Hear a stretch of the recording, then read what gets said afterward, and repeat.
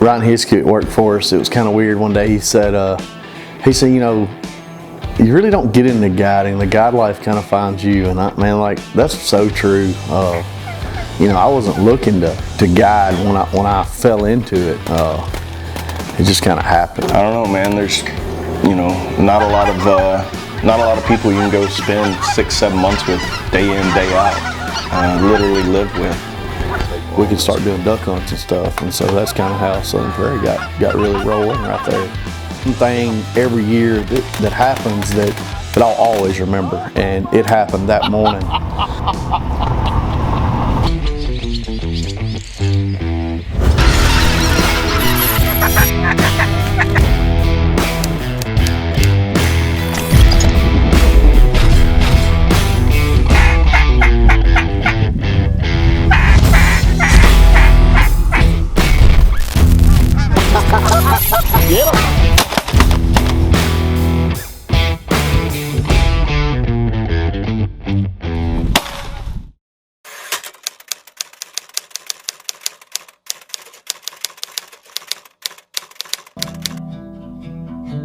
I got out of high school and I went to work at a factory, Nissan, building cars.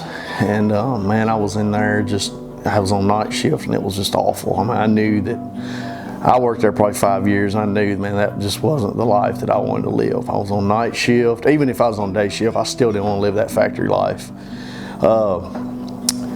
So it got to the point to where I was just like, I was on afternoon shifts and I would have to work on Friday nights. I'd get off and I'd drive all the way to Arkansas, hunt Saturday, Sunday, and drive back home. I had to get ready to go back to work. I was like, this ain't for me. And so, right around the 7th, 8th year I was at Nissan there, I run into a guy from Waldenburg that had a guide service, and he was like, man, you want to start guiding for me? I'm like, well, yeah. So I ended up quitting Nissan and starting a lawn care business. And first year, you know, the lawn care business, it was pretty slow, so I guided for him all fall and spring for snow goose, and I've done that for I think 2 years. And at that time, man, the grass and landscaping business was just starting to boom. And so I was doing that, and I was shutting down my landscaping business at the end of October every year, just where I could go to Arkansas and guide. And so when I left working for this first guy and went to work for another company, and that's where I met Paul at. You know, I was training dogs, and if you're cutting grass and training dogs, there's not a lot to do in the wintertime. Grass don't grow, and dogs go home to hunt with their owners. So a guy I know asked me if I wanted to help. He was working at a lodge over in Arkansas, and I knew that you know, I was from there and hunted there my whole life. So asked if I wanted to help at the lodge. So I went over there, and they needed a little bit of part-time help here and there, and my part-time help turned into full-time. So, you know, I guess I worked there, you know, 6-7 years, something like that. And during that time, Jed showed up and started working there, and we kind of hit it off, became good friends, loved hunting with each other, and the camaraderie we had together, we got along real well. First, I mean, I'll be honest, I wasn't real sure about Paul. But as the time went on, man, me and him got really, really close. And, you know, we, as far as the hunting goes, we thought a lot alike and stuff like that. And, you know, in the meantime of all that, I was already running snow goose hunts for myself under Southern Prairie. And it had gotten to where it was pretty big and substantial, and I was wanting to start doing some duck hunts in Arkansas for myself. And I was just like, man, you know what? So I think it was the middle of snow goose season, and I called Paul. I was like, man, you want to partner up and start, you know, you can come in, be partners with me on the snow goose deal, and we can start doing duck hunts and stuff. And so that's kind of how Southern Prairie got really rolling right there.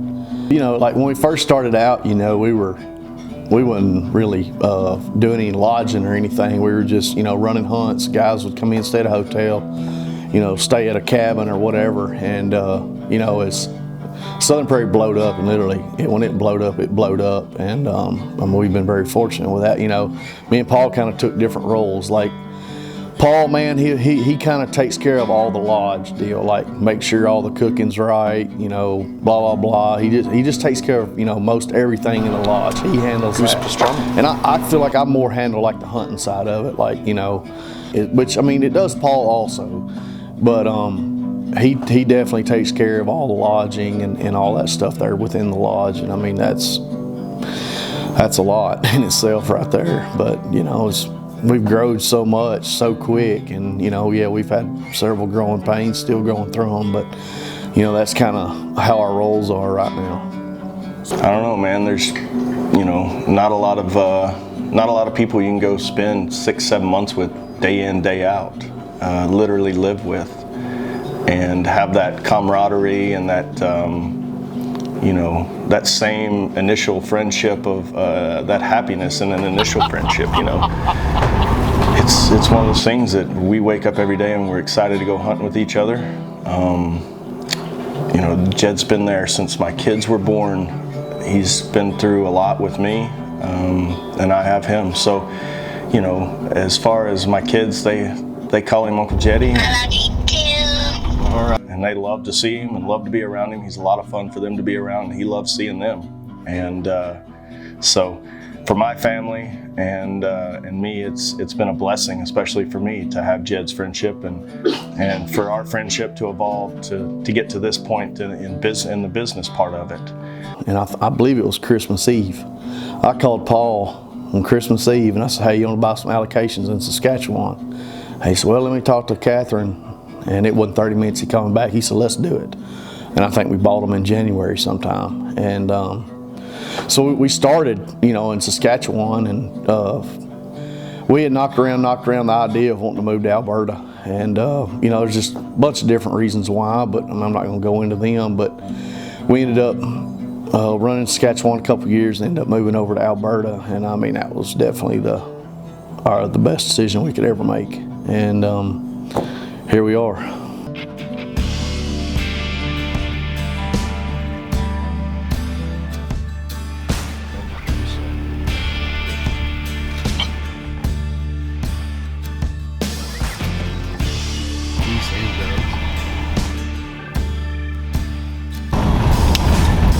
Running them down. That's gonna be a great American Northern ball dragger. They're in the green, like not out here, but they're like through the woods. Dude, that thing is court for ball draggers. In that morning, got all set up, man, you know, anticipation was high, and for whatever reason, honkers didn't show up. We still had a great hunt, shot pretty much all of our specs, shot 7 or 8 ducks too. It was a great hunt.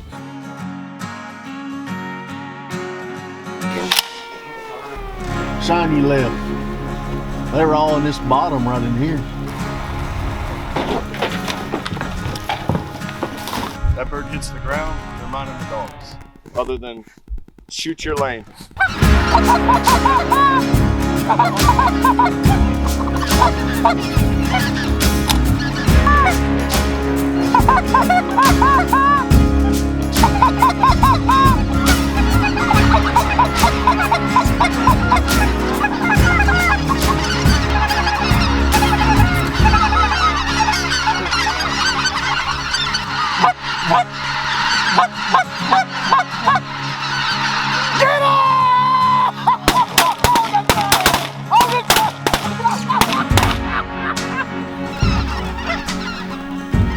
Get them right there.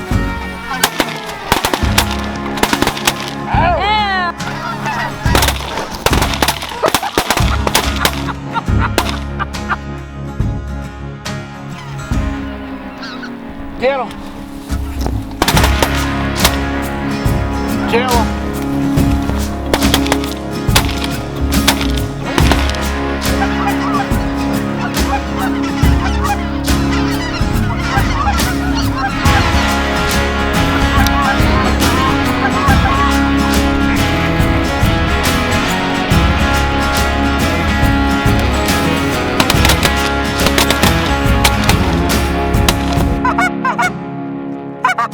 Oh yeah, go ahead and shoot that right there.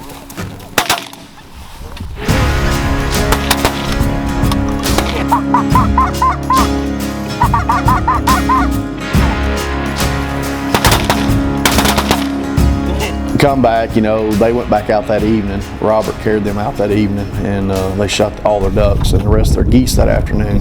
So first day, man, it was good. The clients were pumped up, super tickled, happy about it.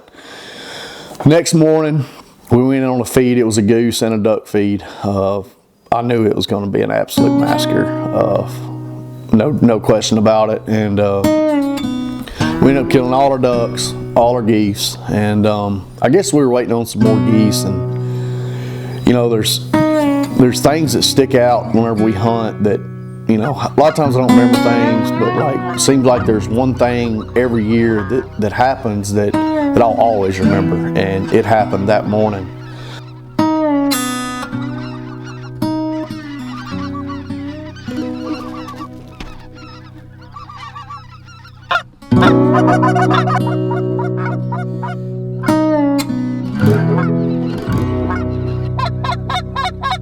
Get him!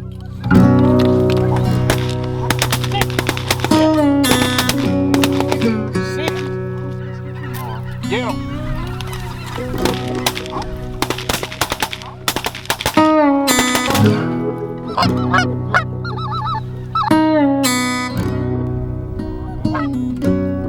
Right there, get him!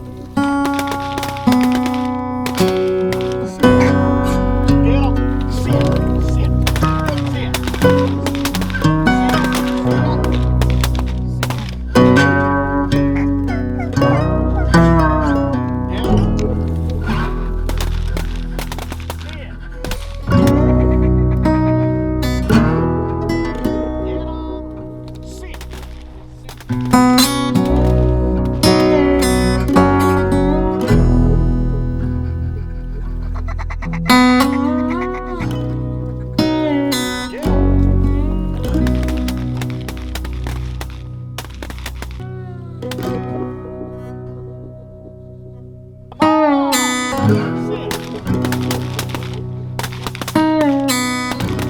Cut him.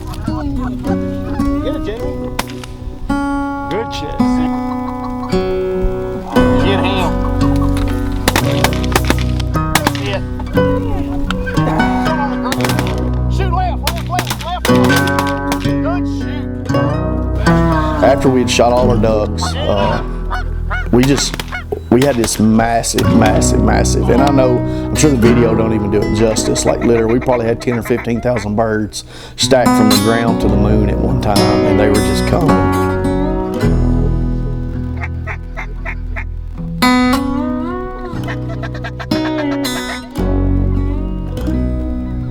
That's stuff people don't get to witness, you know. I mean, it happens, and I've been coming up here for years and years, and I've never had anything like that ever happen, not even close. What do they do, Milton? What do them ducks do? Do they muscle man it? Muscle man. Show me. Muscle man. But man, it was just such cool, and to share with those guys that moment that we all had in that blind that day, man, it was pretty incredible. So we went on this duck feed the third morning, and I mean, we just absolutely crushed them. Days like that, man, they're good for the soul.